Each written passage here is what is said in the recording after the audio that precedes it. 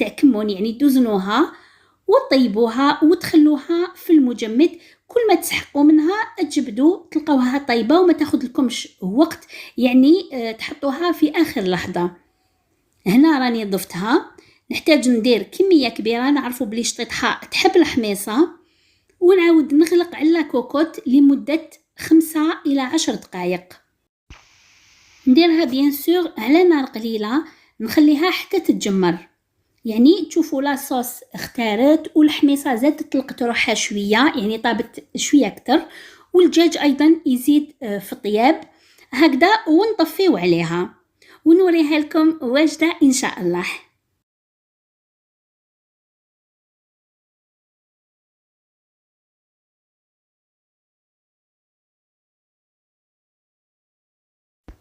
ما هي شطيطها دجاج واجدة، الحميصة والدجاج